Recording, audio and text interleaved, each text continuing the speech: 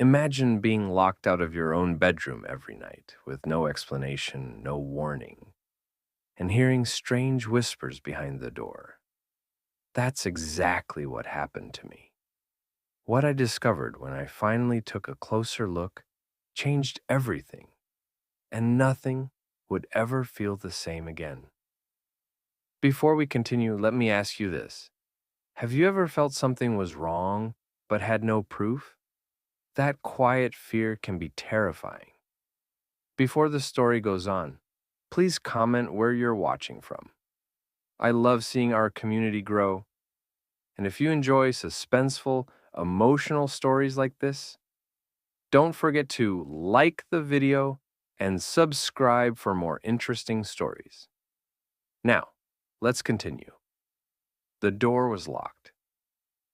I stood in the dark hallway barefoot, holding my phone like it could protect me. The small red light on the bedroom door handle glowed softly. Locked. Again. My wife was inside and I was outside just like every other night. I pressed my ear close to the door. I heard nothing at first, then a soft sound, like someone walking slowly. My heart beat fast. I knocked once, gently. "Please," I said. "Can I come in now?" No answer. I knocked again. "It's late. I need to sleep." Her voice came through the door, cold and tired. "Sleep on the couch. I told you already." I closed my eyes. That was her answer every night. At first, when she started locking the bedroom, I didn't think much of it. She said she needed space. She said she couldn't sleep well anymore. I believed her. I always believed her.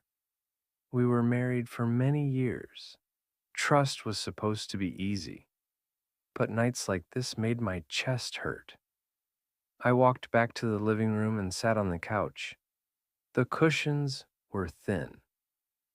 My neck ached. I stared at the ceiling, listening. From the bedroom, I heard a faint vibration. A phone. Then silence. Minutes passed, maybe hours. I remembered when we used to talk before sleeping. We would laugh quietly so the neighbors wouldn't hear. Now there was a locked door between us. Suddenly, the sound broke the silence. Ding dong. The doorbell. My body froze. It was very late. No one ever came this late. I sat up fast, my heart racing. Before I could stand, the bedroom door opened just a little. My wife stepped out, her face pale. "Don't move," she whispered sharply. "Do not open the door." "Who is it?" I asked. She shook her head. "It's nothing. Probably a mistake." The doorbell rang again, longer this time. Ding dong. Her hands were shaking as she walked toward the door. She opened it just a little, blocking my view. I tried to look past her, but she pushed the door closed quickly. When she turned back to me, her eyes were wide. "Go back to the couch," she said, "and don't ask questions." She returned to the bedroom and locked the door again. I sat there in silence, my heart pounding, staring at the door she had just locked. The house felt different now. Smaller, colder. That night, as I lay awake on the couch, one thought would not leave my mind. Why did my wife lock me out? And who was ringing our doorbell so late at night? The next morning, my neck hurt from sleeping on the couch. I sat up slowly, listening. The house was quiet. Too quiet. The bedroom door was open now, like nothing strange had happened. My wife moved around inside, folding clothes. She smiled when she saw me, like last night was just a bad dream. "Good morning," she said softly. I wanted to ask her about the doorbell, about the locked door, about everything, but the words stayed stuck in my throat. At breakfast, she placed a plate in front of me and sat across the table. She talked about normal things, food prices, the weather, the neighbors' loud music. Her voice was calm, too calm. Then she looked at me and said, "I've made a decision." My stomach tightened. "About what?" "The bedroom," she said. "From now on, it's my space at night. You'll sleep in the living room." I stared at her. "Every night?" "Yes." "Why?" I asked. She sighed, like I was a child asking too many questions. "I need peace. You move too much. You ask too many things." I wanted to argue, but her eyes warned me not to. I nodded slowly. After that day, new rules appeared. I was not allowed to enter the bedroom at all. She kept the key with her, even during the day. She cleaned the room herself. If I walked too close, she snapped at me. Her phone never left her hand. When it rang, she stepped outside. If I asked who it was, she said, "Just someone from work." At night, the lock clicked at the same time every evening. Click. That sound followed me to the couch. One afternoon, as I sat outside, the neighbor woman waved at me. "You sleep in the living room now?" she asked, smiling. My face burned. "How did you know?" She laughed. "Your light stays on all night." I forced a smile, but inside, I felt small. That evening, I pretended to go for a walk. Instead, I stood behind the house, watching. Through the window, I saw the bedroom light turn on. Then the lock. Later, the doorbell rang again. Short, quiet. I held my breath. When I returned home, my wife was calm, almost happy. Too happy. That night, lying on the couch, I finally admitted the truth to myself. Something was happening behind that locked door, and I was being shut out. I did not sleep that night. I lay on the couch, staring at the ceiling, listening to every small sound. The ticking clock, the hum of the fridge, the soft click of the bedroom lock when my wife went inside. That sound felt louder than before, like it was hitting my chest. By morning, I had made a choice. I did not want to make it. I was not proud of it. But my mind would not rest until I knew the truth. All day, I acted normal. I cleaned the house. I watched TV. I laughed at her jokes. Inside, my thoughts were racing. I watched the bedroom door more than anything else. The key hung from her hand like it was part of her body. That evening, she told me she would come home late. "I have something to finish," she said. I nodded. "Take your time." As soon as she left, my heart began to pound. This was my chance. I opened the bedroom door carefully. It felt wrong being inside again. The room smelled the same, but it no longer felt like mine. I went straight to the closet. It was small and full of clothes. I pushed them aside and stepped in. The door closed softly behind me. Darkness. My breath sounded too loud in my ears. I covered my mouth and stood still. Minutes felt like hours. My legs hurt. My hands shook. Then I heard the front door open. Her footsteps came closer. The bedroom door opened. I felt the air change. She locked the door. Click. My heart nearly jumped out of my chest. She moved around the room, then picked up her phone. Her voice was low, soft, secret. "Yes," she whispered. "You can come. Just be quiet." My body went cold. I heard her sit on the bed, then silence. Suddenly, ding-dong. The doorbell rang. Loud. I squeezed my eyes shut inside the closet. My wife gasped. I heard her whisper angrily, moving fast. The bedroom door opened and closed again. From the darkness, one terrible thought filled my mind. I was about to learn something I could never forget. I stayed frozen inside the closet. My legs burned and my back ached, but I did not move. Even my breathing felt too loud. I pressed my hand over my mouth and listened. The bedroom was quiet for a few seconds. Then I heard the door close again. Not the front door, the bedroom door. Click, the lock. My wife was back inside.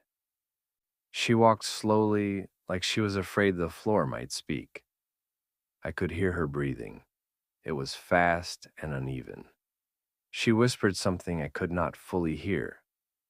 Her voice was not angry now, it was scared.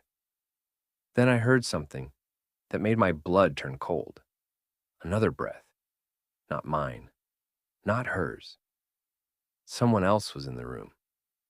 My heart began to race so hard, I thought it would give me away. I leaned closer to the closet door, looking through the thin crack between the wood. I could not see faces, only shadows moving across the wall. 2 shadows. They stood close. My wife spoke again, her voice shaking. "You shouldn't have come this early," she whispered. A low voice answered, "I had no choice." I did not recognize the voice. It was not someone from our family. It was not a neighbor I knew.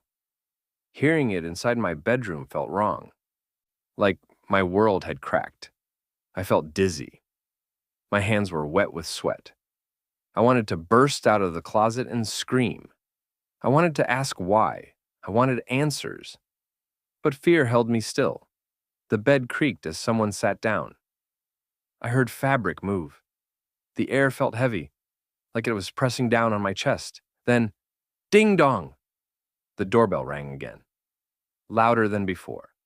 Both shadows froze. "Oh no," my wife whispered. The doorbell rang again, fast and hard. Ding dong, ding dong. My wife's footsteps rushed across the room. "Stay quiet," she said sharply to the other person. "Do not make a sound."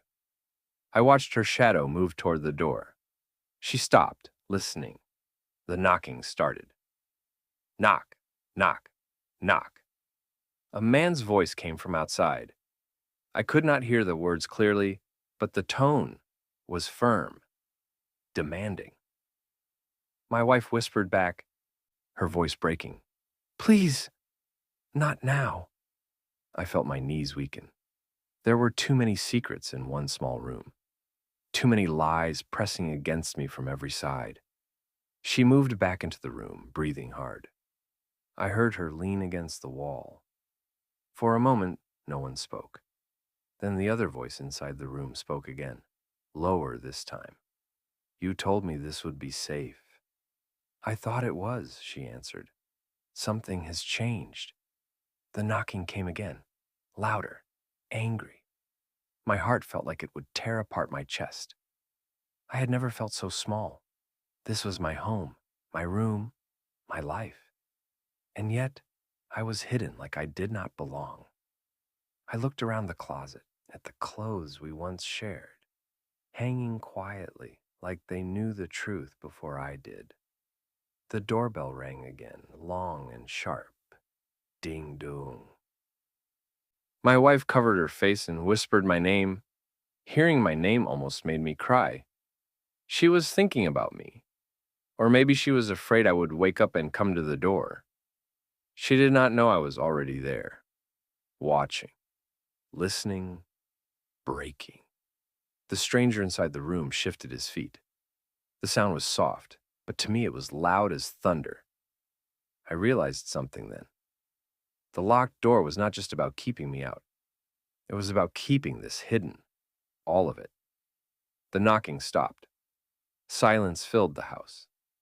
My wife stood still, waiting, listening. I could hear her heart and her breathing. Mine matched it, beat for beat. I did not know what would happen next. I only knew one thing for sure. Nothing would ever be the same again. The silence broke with the sound I had feared all night. The bedroom door began to open. I did not plan it.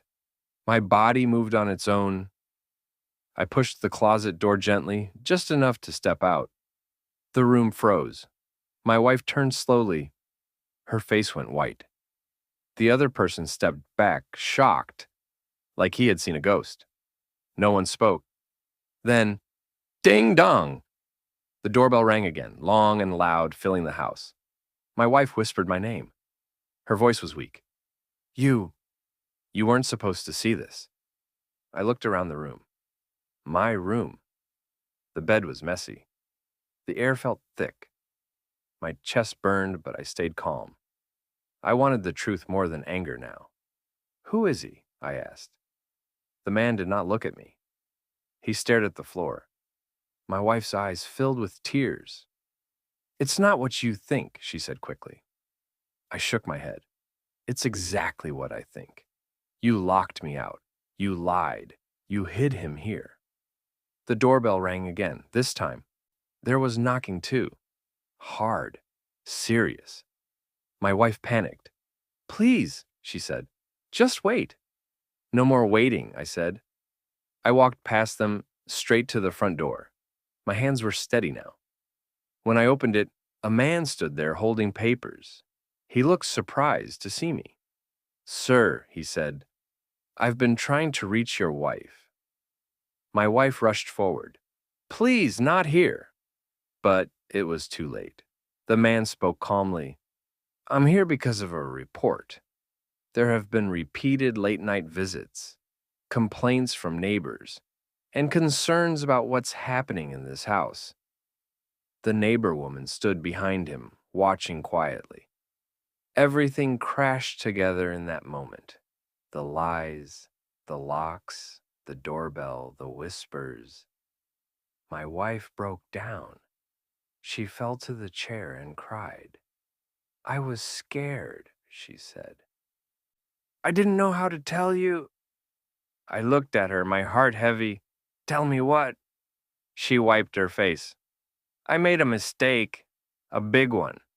I thought I could hide it. I thought locking the door would protect everyone. The stranger finally spoke. I didn't mean for this to happen, he said. I told her this was wrong. Wrong. That word echoed in my head. I felt hurt, but also strangely clear. The fear that had lived inside me for weeks was gone. The truth stood in front of me, ugly but real. I slept on the couch in my own house, I said quietly. You turned me into a stranger in my own life. She reached for my hand. I stepped back. I needed space, she whispered. No, I said. You needed honesty. The man at the door finished his job and left. The neighbor walked away. The house felt empty, even with all of us inside it. I looked at the bedroom door one last time. The lock hung open. Useless now. That night, no door was locked. And for the first time in a long time, I finally understood the truth I had been hiding from myself. That night, the house felt different. Not because the truth had been exposed, but because the fear was gone. The locked doors, the whispers, the late-night doorbell, none of them had power over me anymore. For weeks, I had lived like a guest in my own home, questioning my worth, doubting my sanity, and blaming myself for someone else's lies. But when the truth came out, I realized something important. I was never weak. I was patient.